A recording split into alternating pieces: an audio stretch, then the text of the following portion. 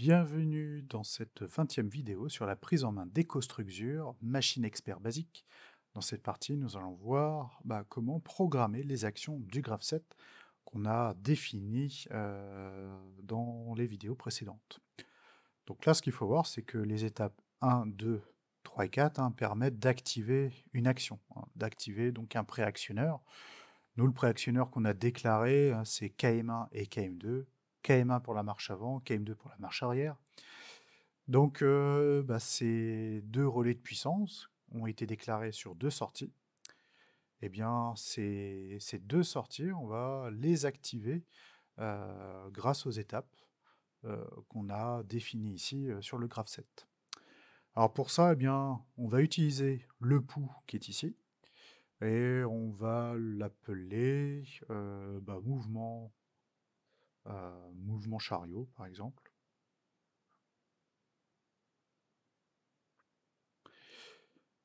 Mouvement chariot, et je vais déclarer eh bien, deux réseaux. Donc un réseau que je vais appeler avance wagon. Avance wagon, avance chariot, hein. Je joue un peu sur les mots. Et un deuxième réseau. Alors, par exemple, pour créer un deuxième réseau, on peut cliquer ici. Ça fait la même chose.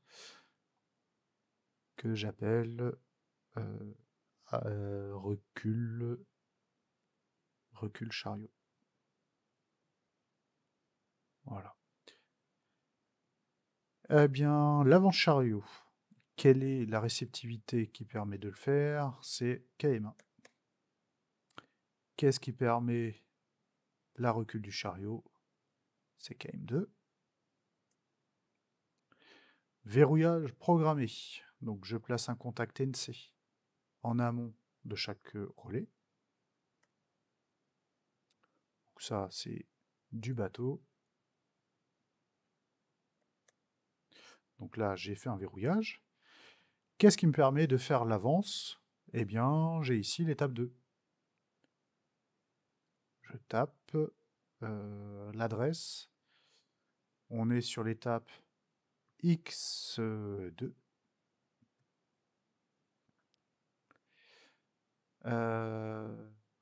Qu'est-ce qui permet aussi de faire l'avance? C'est l'étape 4. Donc en parallèle, je mets aussi X4, pourcentage X4.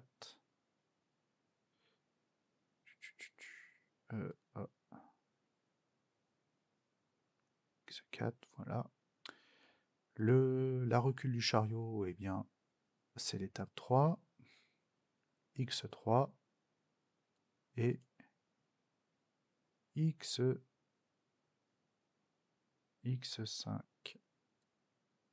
Pareil que je mets en dérivation.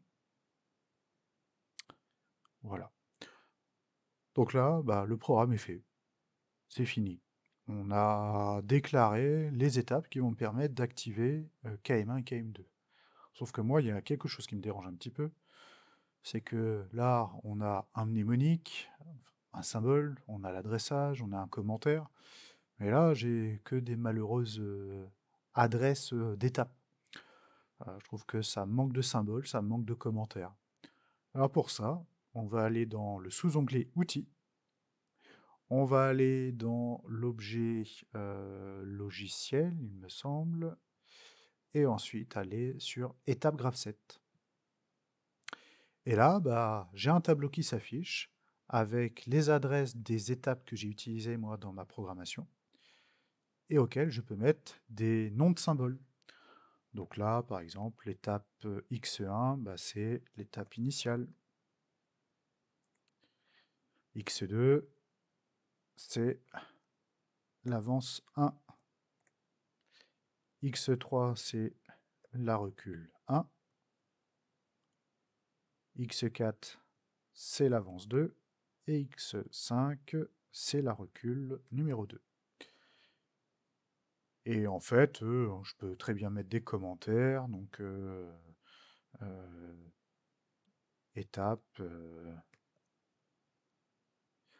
étape 2, Ouais, je sais même pas trop quoi mettre en fait, parce que je pense que tout est déjà dans le symbole.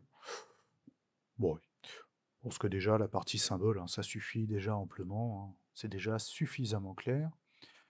Donc là, bah, si on regarde là par rapport au logiciel, hein, donc X2, X4, hein, il n'y a aucun symbole, aucun commentaire. À partir du moment que je fais appliquer dans le tableau ici, eh ben, j'ai les indications. Donc déjà, ça m'aide un petit peu plus, moi, si j'ai envie de lire, si j'ai envie de comprendre.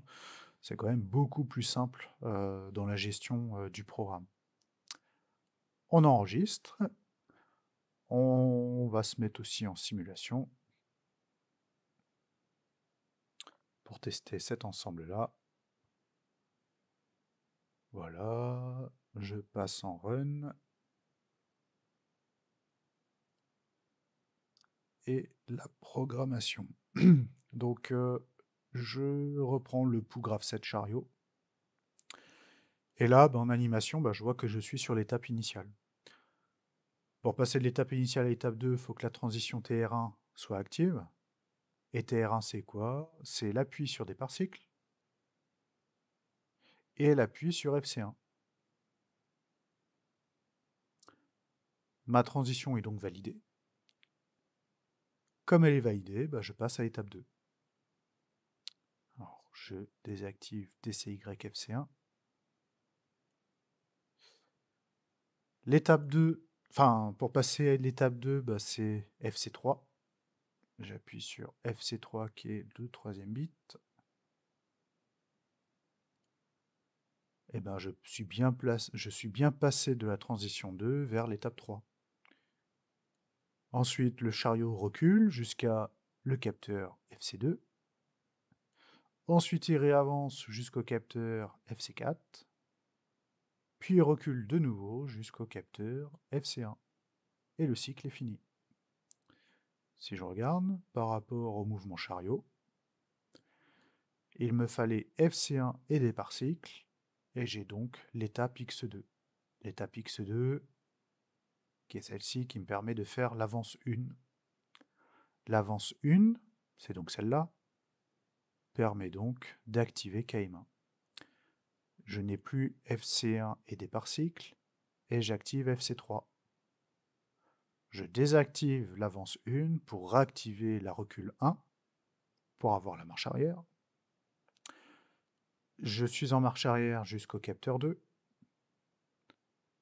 Donc là, j'avance bien une deuxième fois. J'avance jusqu'au capteur FC4. Donc je n'ai plus l'avance 2, mais j'ai par contre le recul numéro 2. Et ça jusqu'au capteur FC1. Et là, eh bien, on a fini le cycle. Voilà pour cette partie graph 7 avec animation en ligne directement sur EcoStruxure.